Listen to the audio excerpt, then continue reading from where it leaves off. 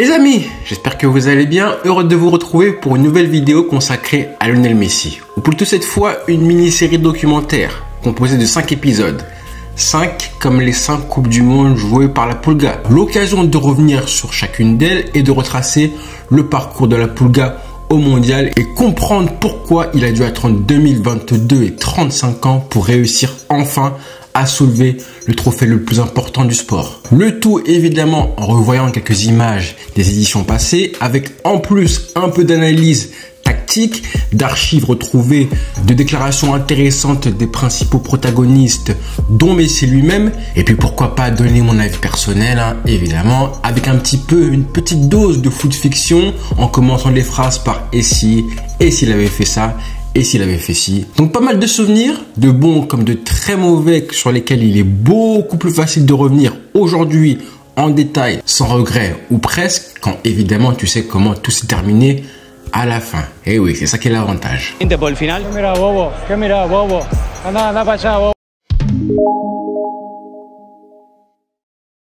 Aujourd'hui, retour sur le mondial 2006, organisé en Allemagne. Pour beaucoup, la meilleure coupe du monde du 21e siècle. La première de Messi est peut-être la plus regrettable car la plus frustrante au vu de l'équipe d'Argentine. Une preuve que dans le football, la romance ne triomphe jamais. Que se serait-il passé si l'Argentine avait remporté la Coupe du Monde 2006? Et quelle aurait été la carrière de Lionel Messi s'il avait réussi à gagner dès ses 19 ans le trophée sur lequel il a couru après pendant toute sa carrière ensuite? À quel point justement cette carrière aurait été différente? Et finalement, l'histoire n'est-elle pas plus belle comme il l'a écrite en la remportant seulement à 35 ans après 4 échecs dont une finale perdue? C'est fort possible, mais quand même, essayons un petit peu de faire du foot fiction. En janvier 2012, alors que Messi est à son prime, peut-être le prime le plus violent de l'histoire du football, le roi Pelé est interviewé par le journal Le Monde. On demande au Brésilien s'il pense que Messi pourra un jour le dépasser et devenir le meilleur joueur de tous les temps. Le roi, à l'ego surdimensionné, déclare « Quand Messi aura marqué 1283 buts et gagné 3 Coupes du Monde, nous parlerons. Messi est un grand joueur avec Barcelone, mais quand il joue avec l'Argentine, c'est différent. Les gens me demandent quand on verra un nouveau Pelé, je réponds jamais. Mon père et ma mère ont fermé l'usine. Alors mon cher Pelé, certes, tu es le plus grand, le GOAT, la plus grande légende de ce sport, et ton aura sera quoi qu'il arrive intouchable aux yeux de tout le monde. Mais en termes de talent intrinsèque, Maradona et Messi, les deux, sont de meilleurs joueurs sur un terrain de football que toi. Et aussi une carrière, des trophées, des accomplissements, ça dépend de beaucoup de choses que vous ne contrôlez pas forcément. Le pays où vous êtes né, l'époque où vous jouez, plein de choses qui ne dépendent pas du tout de vous. Raison pour laquelle c'est plus qu'intéressant de se pencher sur la carrière de Messi et de voir comment de tout petits détails ont réussi à la bouleverser. Des détails justement qui ont principalement eu lieu avec la sélection argentine. Et d'ailleurs, avant même que Léo ne dispute sa première compétition avec l'Albiceleste, rappelez-vous que la sélection espagnole a fait son maximum pour que Messi joue pour la Roja. Et du coup, qu'est-ce qui se serait passé justement s'il avait accepté? Forcément, sa carrière entière aurait été complètement différente, soyez-en sûrs à 100%. Mais comme tout le monde sait, il a choisi de jouer pour l'Argentine. Car il se sent argentin, il a toujours son accent sud-américain. Il a commencé à jouer avec les sélections des jeunes de l'Albiceleste en 2004. Et surtout, je pense qu'il sait très bien à l'époque, grâce à son entourage, à ses parents, que gagner un trophée pour son pays, gagner une Coupe du Monde pour l'Argentine, ça a beaucoup plus de valeur que gagner même une première Coupe du Monde pour la Roja. On entend souvent ce refrain de si Messi avait choisi l'Espagne, il aurait aujourd'hui au moins 2 ou 3 Coupes du Monde, des trophées en plus à l'appel, il aurait terminé le débat du GOAT en 2010, certes, mais à quel prix? Au prix de vendre son âme, de renier ses origines, de renier son pays? Jamais de la vie. Si Messi avait fait ça, soyez sûr que tout le monde lui aurait encore une fois reproché de choisir la facilité. Mais Dieu merci, il a fait le choix du cœur, le choix du sang, malgré toutes les pressions de la sélection espagnole. Et ça remonte même à 2003, avant la Coupe du Monde des moins de 17 ans, organisée en Finlande. La Fédération espagnole de football avait tenté de convaincre la star du Barça, à l'époque chez les jeunes, de faire partie de son équipe itinérante. Alors que l'Espagne atteignait la finale de la Coupe du Monde U17 en 2003 avec son ami du Barça, Cesc Fabregas, à la tête de l'équipe, Messi et son père ont toujours été clairs avec la sélection, ils voulaient représenter l'Argentine, son pays natal. C'est même le père de Messi, Jorge, qui profite de la visite de Marcelo Bielsa en Catalogne en 2003 pour tenter de le convaincre que son fils est prêt pour la sélection nationale en Argentine. Du coup, Bielsa demande d'abord au jeune Lionel de faire ses classes chez les jeunes de la sélection.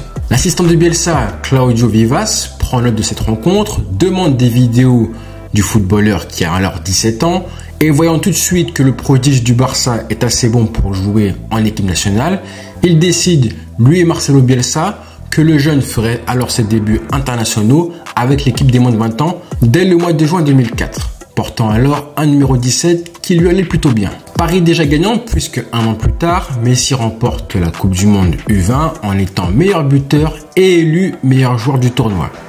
Ce qui le propulse directement au sein de l'équipe A de l'Albiceleste, bien aidé évidemment par un début de saison très prometteur avec le Barça.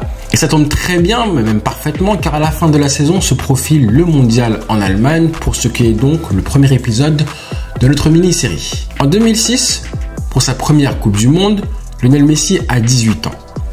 Excepté le troisième gardien de l'effectif, d'un an son aîné, et Léo est de loin le joueur argentin le plus jeune puisque tous les autres ont 22 ans ou plus. À l'époque, dans l'équipe, il y avait d'ailleurs Lionel Scaloni, de 9 ans son aîné. Léo devient même pour l'occasion le plus jeune argentin à être sélectionné pour un mondial de l'histoire. Le sélectionneur argentin s'appelle José Pekerman. Arrivé en 2004, il a pris la succession de Marcelo Bielsa qui était resté 6 ans à la tête de l'équipe mais qui avait subi l'une des plus grosses humiliations de l'Argentine lors du mondial 2002. Avant la Coupe du Monde au Japon et en Corée, l'Argentine était la favorite de la compétition avec la France. L'Albiceleste avait survolé les qualifications de la zone Amérique du Sud, mais a complètement raté sa compétition dans le groupe de la mort. 4 ans plus tard, l'Albiceleste va énormément marquer les esprits de ce mondial légendaire, alors que je pense que tout le monde est au courant qu'ils ne l'ont pas remporté. Alors comment une sélection qui n'atteint seulement que les quarts de finale d'une Coupe du Monde reste aujourd'hui une équipe dont tout le monde se souvient? Eh ben, le romantisme les amis, le romantisme. Encore une fois, une preuve que dans le football et dans le sport, il n'y a pas seulement les titres et les vainqueurs. La Pulga arrive en Allemagne en n'ayant plus joué la moindre minute depuis le mois de mars 2006, soit 3 mois. Le joueur du Barça s'est blessé à la cuisse face à Chelsea lors du match au retour des 8e de finale de Ligue des Champions. Un véritable drame pour lui et mine de rien, cette blessure aura un impact clair sur sa carrière. Car après s'être installé de plus en plus régulièrement comme titulaire à droite de l'attaque du Barça, Messi est lancé également dans les grands matchs comme lors du Classico où il régale déjà. Ludovic Giuly est relégué progressivement sur le banc, puis ensuite c'est la Coupe d'Europe et Chelsea que la Pulga affronte pour un match aller qui restera son acte de naissance aux yeux du monde. Malheureusement, l'Argentin se blesse lors du match retour et donc le Barça ira chercher sans lui la deuxième Coupe d'Europe de son histoire. Mais que se serait-il passé justement si Messi ne s'était pas blessé musculairement si longtemps? Aurait-il pu terminer la saison en tant que star du Barça aux côtés de Ronaldinho, tellement forte pour justement être un potentiel titulaire en sélection argentine? Parce que logiquement, ça semble presque impossible de se dire de l'extérieur qu'un sélectionneur puisse titulariser un jeune de 18 ans qui a été absent pendant 3 mois pour une Coupe du Monde.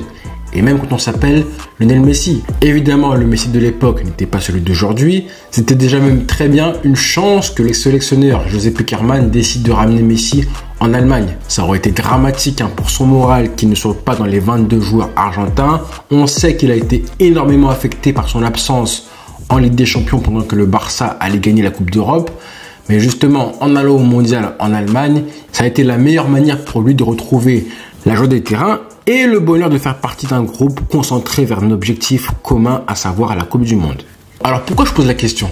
C'est justement parce que José Pekerman, en 2021, a avoué ceci. Yo en ese momento, en ese mundial, él cumplió ahí los 19. Yo sabía que tenía un equipazo, porque el equipo se preparó para eso. Y yo noté un chico que escuchaba y que estaba en un momento raro, porque él no había hecho inferiores en Argentina. O sea, él no vivió vestuarios argentinos. Él creció en un ambiente muy distinto. Y después vos te tenés que integrar a una selección como somos nosotros, la eliminatoria que son tremendas, que la forma que se juega, que por ahí todo es tan distinto. Entonces yo le hablé claramente, le digo, mirá, yo sé que en este mundial vos tenés una capacidad y vos vas a ser el mejor jugador del mundo, porque yo vislumbro eso. Vislumbro porque mirá que tengo y he tenido grandes jugadores, pero este mundial todavía no va a ser el tuyo. Esta es tu aparición y vas a jugar porque todos los minutos que yo te pueda poner de acuerdo a las situaciones de partido vas a estar, pero te tiene que servir para escuchar, para hablar con los muchachos grandes. El vestuario argentino es fundamental. Pendant sa absence, la Pulga a changé d'équipementier. Terminé les crampons Nike avec lesquels il a joué depuis le début de sa carrière, la Coupe du Monde 2006 sera la première compétition de sa vie où il arborera ses chaussures Adidas déjà customisées personnellement pour l'occasion à son nom. Après l'échec énorme de 2002, la pression est mise sur les cadres de l'équipe. Crespo, Riquelme, Veron, Zanetti et j'en passe. L'Argentine est très attendue, d'autant plus qu'elle se trouve dans le groupe de la mort. Un groupe composé des Pays-Bas, de la Côte d'Ivoire de Drogba et de la Serbie-Monténégro, avec un premier match décisif déjà face aux éléphants de Côte d'Ivoire, une espèce d'équipe de crack, rappelez-vous bien, cette équipe même qui avait réussi à se qualifier pour le mondial aux dépens du Cameroun lors de la dernière journée de qualification de la zone Afrique, parce que M. Samuel Eto'o n'a pas osé frapper un penalty décisif à la dernière minute. Le premier maillot de l'Argentine pour la Coupe du Monde 2006 fait partie de la collection mythique d'Adidas qui a matrixé toute une génération entière. Il conserve les bandes bleu ciel et blanche traditionnelles, mais c'est le deuxième maillot, le maillot extérieur, qui est le plus célèbre. De couleur bleu foncé, il reste encore aujourd'hui le plus beau maillot extérieur de l'histoire de l'Argentine, en tout cas à mon goût, et il a grandement été sublimé par les joueurs qui l'ont porté. Là au niveau du flow, et c'est un Congolais qui parle, là on était vraiment tout en haut. Pour le système de jeu de l'Albi Céleste, Pekerman fait les choses très simplement et surtout clairement. Le sélectionneur utilise un 4-4-2 avec un milieu de terrain en losange avec un vrai numéro 10, Juan Román Riquelme, placé derrière deux attaquants. Un tueur des surfaces en la personne d'Hernan Crespo et un second attaquant qui tourne autour de lui, à savoir Javier Saviola. L'Argentine assomme très vite les Ivoiriens pour le premier match de leur histoire en Coupe du Monde, le tout grâce à un Riquelme à la baguette, un premier coup franc qui retombe dans les pieds de Crespo, puis une passe décisive exceptionnelle pour Saviola, permettent du coup à l'Argentine de mener au score à la mi-temps 2-0, avant que Drogba ne réduise l'écart en fin de match. Quant à Messi, il n'entre pas une seule minute pour ce match. Pekerman préfère faire entrer Rodrigo Palacio à la place de Crespo et Lucho González à la place de Tevez pour fermer la boîte. Mais le plus dur est fait, l'Argentine s'impose 2-1 face à la Côte d'Ivoire en ouverture du mondial. Un match qui peut toujours être un piège, surtout après le traumatisme de 2002. Elle peut désormais monter en puissance pour les rencontres à suivre. Pour le deuxième match, l'Argentine affronte la Serbie-Monténégro de Mateja Kezman. Et les Sud-Américains vont livrer un véritable chef-d'œuvre collectif qui va rester dans les annales de la Coupe du Monde. Une victoire 6-0 marquée par des actions FIFA, dont une qui finira par un but après une possession de plus d'une minute, 25 passes enchaînées et tous les joueurs de champ concernés et touchés au cours de l'action. Et pour Messi, c'est enfin le début de sa carrière en Coupe du Monde. La Pulga entre à la 75e minute à la place de Maxi Rodriguez sous les yeux absolument ravis de Diego Maradona qui attendait clairement que son héritier désigné entre en jeu. 75e minute, ça veut dire un quart d'heure pour écrire sa propre histoire. À ce moment-là, l'Argentine mène 3-0 et Messi commence son show. Sur le premier ballon, première prise de balle, on sent déjà qu'il y a une espèce d'anomalie dans le système. Un deuxième ballon où le joueur du Barça subit une faute après un contrôle approximatif. Et sur le troisième ballon, seulement 3 minutes après son entrée, je rappelle, accélération côté gauche pour servir Hernan Crespo et le 4e but de l'Argentine. Il aura fallu donc 3 minutes à Messi pour être décisif. Mais ce n'est pas fini, Carlos Tevez inscrit le 5e but sur un magnifique exploit en solitaire. Puis à la 88e minute, il récupère un ballon donné par Riquelme, effectue un 1-2 avec Crespo et lance parfaitement Messi dans la profondeur La passe du taureau argentin est parfaite et la Pulga s'en va battre tout seul le gardien serbe du pied droit pour son premier but en Coupe du Monde. Premier but pour Messi en ce 16 juin 2006 à l'âge de 18 ans et 357 jours du pied droit. Bizarrement, la Pulga va attendre 8 ans avant de marquer à nouveau dans un mondial, mais ce n'est pas forcément le plus important. Ce but lui permet de justifier sa sélection pour le mondial auprès de Pekerman et aussi de s'affirmer comme un éventuel remplaçant de luxe pour les prochains matchs. Et le prochain match, justement, Messi le joue titulaire. L'Argentine est déjà qualifiée après ces 2 victoires et affronte les Pays-Bas pour la première place de la poule, puisque les Néerlandais ont aussi gagné leurs 2 rencontres. Mais le match est globalement fermé, les 2 nations ne voulant pas perdre la rencontre. Messi réalise 1 ou 2 fulgurances, mais sans plus. Qu'importe, l'Argentine se qualifie pour les 8e et tombe contre le Mexique de Rafael Marquez. Après les poules, l'Argentine fait clairement figure de favorite pour le mondial. 8 buts marqués, un seul but encaissé, un 11 type défini, des remplaçants de luxe comme Tevez et Messi. Bref, tout va bien. Mais en Coupe du Monde, et on le sait tous, les phases à élimination directe, ça n'a rien à voir avec les poules, si vous voyez de qui je parle. Et ça, l'Argentine va la prendre à ses dépens face aux Mexicains en 8e. Cueillis à froid dès la 6e minute, les Sud-Américains égalisent 3 minutes plus tard grâce à Crespo, et ensuite vont bégayer leur football pendant toute la rencontre. Il y a un partout à ce moment-là, et à la 84e minute, Pekerman fait entrer Messi pour essayer d'arracher la qualification. Et là, le miracle aurait pu et aurait dû se produire.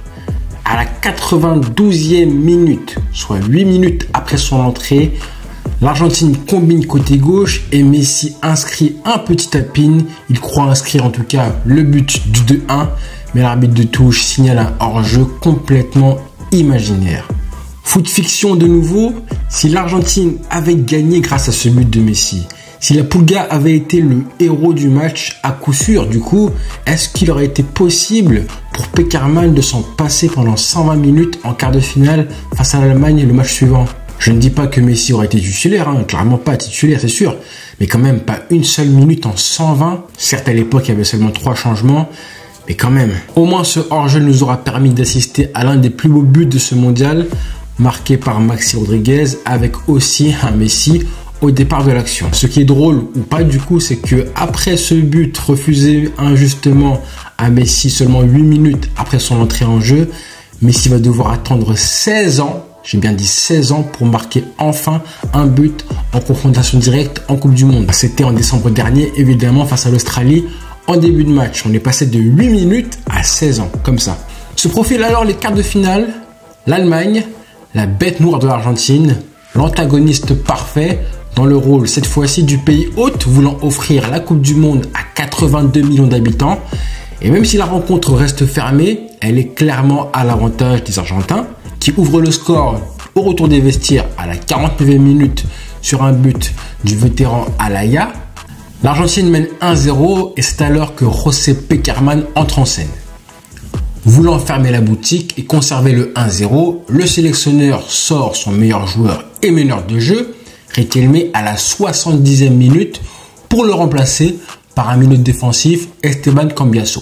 Il ne reste plus qu'un changement à Pekerman et c'est finalement Hernan Crespo qui est sorti, non pas au profit de Javier Saviola et non pas évidemment à celui de Lionel Messi, mais au profit du joueur interiste Julio Cruz. La sanction est immédiate. 1 minute plus tard, l'Allemagne égalise et envoie la rencontre en prolongation, puis au tir au but. Lionel Messi constate donc, assis sur le banc des remplaçants, à l'élimination de l'Argentine après une séance de pénalty où Cambiasso rate sa tentative en plus. Énorme désillusion pour les Argentins qui pètent les plombs en fin de rencontre après une provocation d'un joueur allemand venu les narguer. Une bagarre générale qui éclate, mais évidemment Messi n'y prend pas part. Prostré sur le banc, il est complètement abattu. Les crampons encore de lui, mais en vain. Quand on y pense, ne pas faire jouer Messi même 1 minute, c'est complètement lunaire. D'ailleurs, la Pulga sera énormément critiquée par la presse argentine après la rencontre, qui lui reprochera son manque d'implication en voyant les images de lui sur le banc avec ses crampons à côté de lui, ce qui justement va profondément le marquer. Ya de entrada nomás del Mundial 2006, donde no entré con Alemania y la gente empezó a decir boludeces, que a mí no me importaba la selección porque había dejado los botines ahí, que no le daba bola, que quería que pierda. Et oui, déjà à l'époque, il avait 19 ans, il était déjà critiqué par les Argentins. C'est dur. Pekerman a donné récemment une explication de pourquoi il avait fait rentrer Kroos à la place de Messi. Et il a dit qu'à l'époque, l'Argentine avait un banc exceptionnel avec Aymar, Saviola et d'autres. Et que Kroos avait quand même apporté quelque chose à son entrée. Que ça reste difficile aujourd'hui de dire que ça aurait pu changer l'histoire si Messi avait joué. Et qu'évidemment, le résultat le punit lui. Et que malheureusement, il ne peut plus rien changer aujourd'hui. Et que pour l'éternité, il va conserver l'image du sélectionneur qui n'a pas fait jouer Messi. Du coup, que se serait-il passé si l'Argentine avait gagné ce match-là? Un peu de foot fiction, elle aurait affronté l'Italie, future championne du monde en 2006 en demi-finale. Est-ce qu'elle serait allée au bout? Impossible à dire. Par contre, ce qui est sûr, c'est que Messi aurait dû avoir une nouvelle chance, un nouveau match, une nouvelle occasion de marquer de son empreinte la Coupe du Monde à 19 ans. Car à l'époque, il ne fallait surtout pas lui parler d'âge.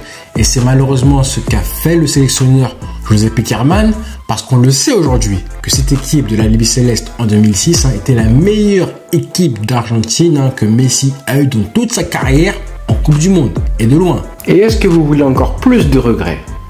Eh bien, le 12 décembre 2022 dernier, la veille de la demi-finale de la Coupe du Monde entre l'Argentine et la Croatie, Juan Pablo Sorín accorde une interview pour le journal L'Équipe. Le capitaine de la sélection lors du mondial 2006 revient sur la décision de José Pekerman 16 ans auparavant en balançant une phrase très claire et très simple. À savoir, 2 points, ouvrez les guillemets, Messi aurait dû gagner la Coupe du Monde 2006. L'Argentine méritait d'aller au bout. On avait un très bon effectif, beaucoup de joueurs doués, mais après, tout doit bien se goupiller. Sous-entendu que Pekerman est partiellement responsable de l'élimination. Et il surenchérit en disant « J'ai été témoin des premiers pas de Léo en Coupe du Monde et c'était un privilège. Son premier but contre la Serbie ou encore l'action contre le Mexique. Il a renversé le jeu vers moi, j'ai centré vers Maxi Rodriguez qui a marqué. Puis après, il y a eu la colère, car on voulait tous le voir contre l'Allemagne. Tous. Après la blessure de notre gardien, on voulait tous ce changement. Pour les éditions suivantes, après cela, du coup, il va devoir lutter avec moins d'armes, je trouve, et d'autres soucis, d'autres problèmes, de mauvais sélectionneurs, de moins bons coéquipiers et surtout une pression beaucoup plus grande sur ses épaules qu'en 2006 lorsqu'il avait 19 ans, qui va le faire déjouer plus d'une fois. Mais ça évidemment, on en parlera plus tard dans les prochains épisodes. Donc voilà les amis, le premier épisode de la mini-série des 5 Coupes du Monde de Messi s'achève. On se retrouve dans quelques temps pour parler du deuxième épisode, la Coupe du Monde 2010, qui sera forcément un sacré morceau à raconter. D'ici là, prenez soin de vous. Évidemment, en commentaire, dites-moi un petit peu ce que vous en avez pensé. Donnez votre avis sur le Mondial 2006. Et si vous avez des souvenirs de l'époque en 2006, n'hésitez pas à les raconter en commentaire. Et surtout à vous abonner pour ne rien manquer et me faire plaisir à moi. Bonne journée à tous. Ciao.